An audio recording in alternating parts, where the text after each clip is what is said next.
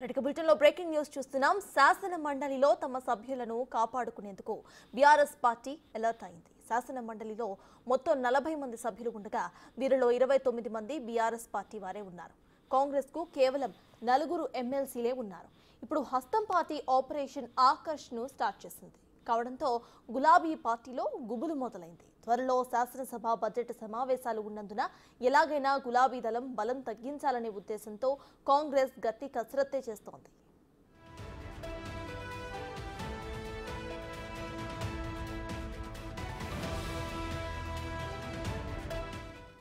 శాసన మండలిలో పలు కీలక బిల్లులు ఆమోదానికి బీఆర్ఎస్ ఎమ్మెల్సీలు అడ్డుపడే అవకాశం ఉన్నందున కాంగ్రెస్ వారికి గాలం వేస్తోంది.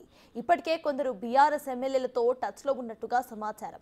వీరు పార్టీని వీడి కాంగ్రెస్తో జటకట్టేందుకు సిద్ధమయ్యారనే టాక్ కూడా వినిపిస్తోంది. దీంతో బీఆర్ఎస్ అధిష్టానం అలర్ట్ అయింది.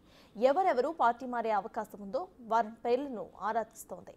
ఎమ్మెల్సీలకు సన్నిహితంగా ఉండే వారి నుంచి వివరాలను సేకరిస్తుంది.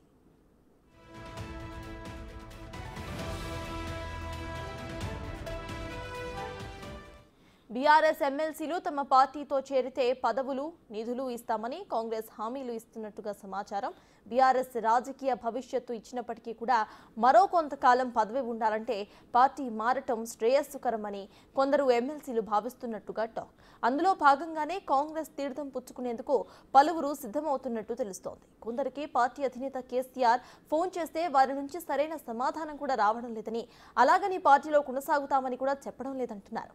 దీంతో 29 మంది బీఆర్ఎస్ ఎమ్మెల్సీల్లో కనీసం 10 మందైనా మిగులుతారా అనే సందేహం కారు పార్టీని ఇప్పుడు రేకెత్తిస్తోంది.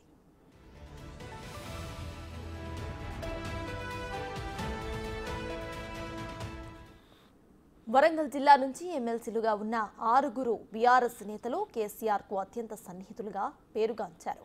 అయితే మారిన రాజకీయ పరిస్థితుల నేపథ్యంలో తమ భవిష్యత్తు కోసం పార్టీ మారేందుకు వీరు సిద్ధమవుతున్నట్టుగా సమాచారం. అసెంబ్లీ ఎన్నికల ఫలితాల తర్వాత బీఆర్ఎస్ తీరును, టికెట్ల కేటాయింపును వరంగల్ జిల్లాకు చెందిన ఒక ఎమ్మెల్సీ బహిరంగంగానే తప్పుపట్టారు. ఆయన నియోజకవర్గం ప్రస్తుతం కాంగ్రెస్ కంచుకోటగా మారడంతో పార్టీ మారాలని అనుచరగణం ఒత్తిడి చేస్తోంది. మరో ఎమ్మెల్సీపై కూడా అనుచరులు పార్టీ మారాలని ఇలాగే ఒత్తిడి చేస్తున్నారు. ఈ క్రమంలో కాంగ్రెస్ లోకి వస్తే రాజకీయ భవిష్యత్తు ఉంటుందని రేవంత్ కు సన్నిహితుడైన ఎమ్మెల్యే ఒకరు ఆ ఎమ్మెల్సీకి చెప్పినట్టుగా తెలుస్తోంది.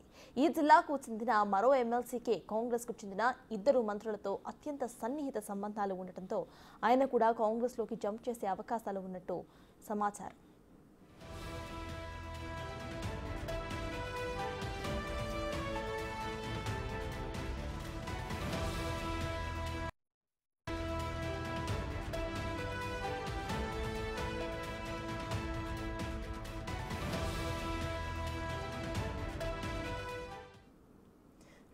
శాసన మండలిలో తమ సభ్యులను కాపాడుకునే పనిలో ప్రస్తుతం బీఆర్ఎస్ పార్టీ ఉంది. ఇదే విషయంపై పూర్తి డీటెయిల్స్ మా ప్రతినిధి సైదులు అందిస్తారు.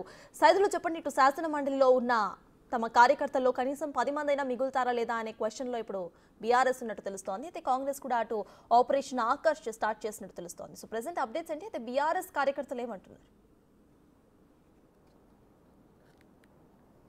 సర్తాజ్, బీఆర్ఎస్ కార్యకర్తలు అయితే మాత్రం ప్రస్తుతానికి వాళ్ళు సమాలోచనలు చేస్తున్నారు. అయితే ఒకవైపు ఇప్పటికే కాంగ్రెస్ పార్టీ చెందినటువంటి మంత్రులతోటి వాళ్ళంతా కూడా రహస్యమైనటువంటి సమావేశం ఏర్పాటు చేశారు. కొంతమంది ఎమ్మెల్యేలు కూడా పార్టీని వీడతారని చెప్పేసి కూడా పెద్ద ఎత్తున చర్చ జరిగింది. వాటితో పాటుగా మీరు అన్నట్టుగా ఎమ్మెల్సీలు ఇప్పుడు చూస్తే ఎమ్మెల్సీలు కూడా పార్టీ మారేందుకు సిద్ధమైనట్టుగా కూడా తెలుస్తుంది. ఎందుకంటే శాసన మండలిలో మొత్తం 40 మంది సభ్యులు ఉంటారు. దానిలో 29 మంది బీఆర్ఎస్ చెందినటువంటి ఎమ్మెల్సీలు ఉన్నారు. కాబట్టి 4 మాత్రమే కాంగ్రెస్ పార్టీ చెందిన వారు ఉన్నారు.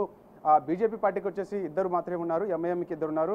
మిగతా ఇండిపెండెంట్లు అంటే ఉపాధ్యాయ సంఘాలకు చెందినటువంటి వారు 2 ఉన్నారు. సో ఈ విధంగా చూసుకున్నట్టయితే మనకి రానున్న నెలలో అసెంబ్లీ సమావేశాలు కూడా ఏర్పాటు చేసేందుకు ప్రభుత్వం అందుకు ప్రణాళికలు రచిస్తుంది. సో ఇక ఖచ్చితంగా ఏదైనా అసెంబ్లీలో కొన్ని నిర్ణయాలు తీసుకోవాల్సి ఉంటుంది, చట్టబద్ధమైనటువంటి నిర్ణయాలు తీసుకోవాల్సి ఉంటుంది.